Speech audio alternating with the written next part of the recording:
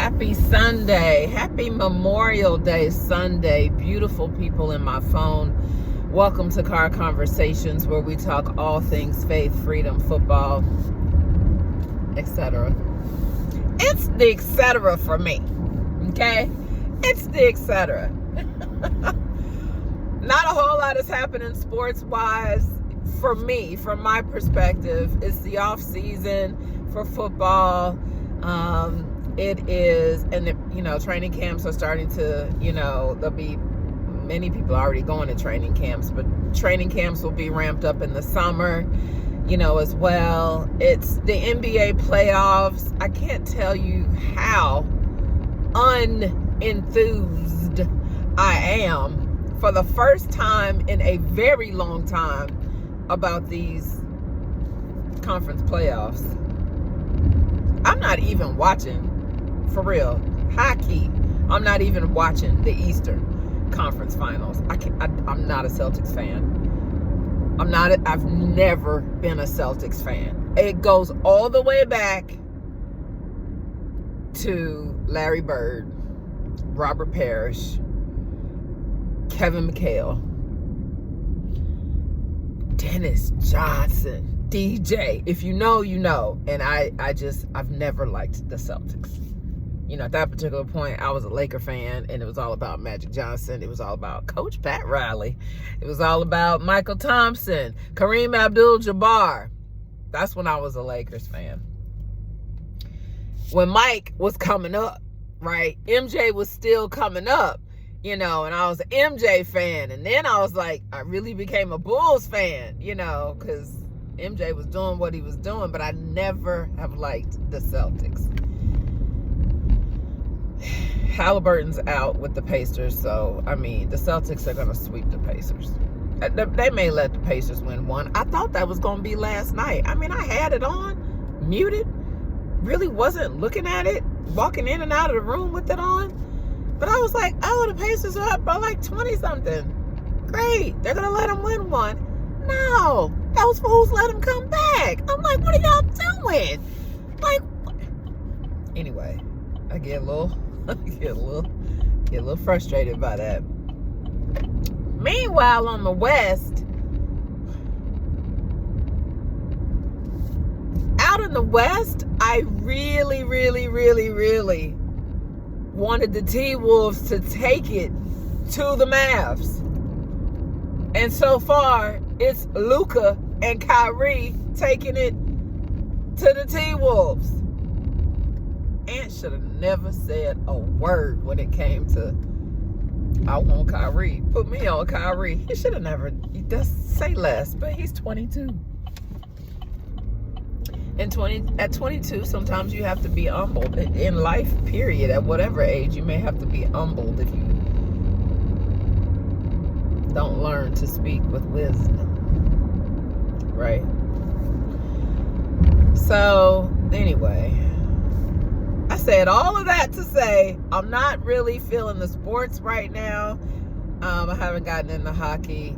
Baseball, I want to be at the game. I don't really watch it on television. There's that. I will say this. I'm in a very celebratory mode. Bittersweet, I would say. It's bittersweet. My son graduated from high school on Friday night. That's it. That's the last one. I only had 2. That's the last one. He's moving on to the next chapter of his life, going to school, and I'm entering a new season. We've wrapped up that chapter, and I am very proud. I am very proud of my children and who they are becoming, who they have become, and who they are becoming. I'm very, very proud of them. I raised them to be, to love the Lord with all their heart, with all their soul, with all their mind, with all their strength.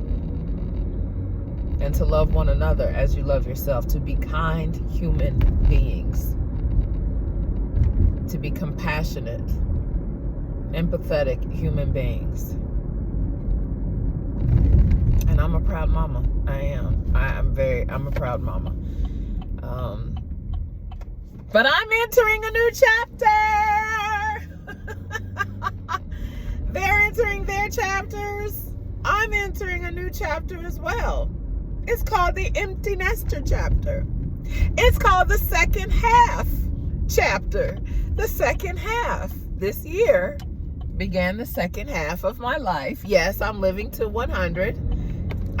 Lord willing, I'm living. My plan is to live to 100. Longevity, thank the Lord, runs in my family. I have a grandfather that's 90, will be 99 this year. I have a grandmother that just turned 96, and then I have another grandmother that will also be 99 this year. So it's halftime. And how fitting that this morning I was listening to a teaching regarding halftime, what happens during halftime of our lives spiritually, right? Using that halftime sports analogy. And that's, you speaking my language, like that's my language. So I thought I'd just kind of recap and share, what I gleaned from that this morning. Whatever halftime you find yourself in, right now, you could be in a halfway point in your career. You could be in a halfway point of a decision that you need to make. You could be in a halfway point, and there's a season shifting with you emotionally, like you're moving to another level. You're coming out of one space and you're moving into the next, emotionally. Whatever halftime situation you find yourself in, think about what happens during halftime of any sports event, right? Any game. What happens at halftime? At halftime, you go into the locker room and you listen. You don't say much. You're actually listening to your coach. And your coach is pouring into you. And I'm going to say coach with a capital C. Are we listening? He pours into you. He gives you your instructions. Halftime adjustments are made. You're breaking down the strategy. The analysts that have watched the game from a different perspective than you are breaking down what they see. And so you're strategically making the adjustments necessary. Key personnel may change during halftime. You may be moved around a little bit, or you may be sat down at halftime. Just depends on what's needed on the court, on the field. That's if you're down at halftime. If you're up at halftime, if you're leading at halftime, what generally happens, man, ain't nobody here today. It's a holiday weekend. You could tell. Sorry, I'm pulling up to the church. If you are up at halftime, then it's chess. You have to make the adjustments that you think your opponent is going to make, right? You have to be prepared for those adjustments so that you can make sure that you counteract those well. That's what happens at halftime. But it's the replenishment, it's the restoration, it's the pouring in, it's the rejuvenation, it's the getting the IV if you need it, it's the getting the oxygen if you need it, it's getting the shot if you need it, whatever it is to get you back to your restored health so that you can get back in the game and that you can play at your best and win, right? Winning is the goal. So I want to encourage you on this Memorial Day weekend, and I do want to say thank you to those who served and sacrificed your life. Families, excuse me. Thank you for the loved ones, your loved ones that have sacrificed their lives for us. And we honor you. We commemorate you this weekend. Thank you. And I pray that everyone is taking this weekend as a halftime to rest, to be poured into, to listen, to receive nutrients, to be restored. So that come Tuesday for me, Tuesday for you, we begin the third quarter. Love y'all. Stay winning and stay free.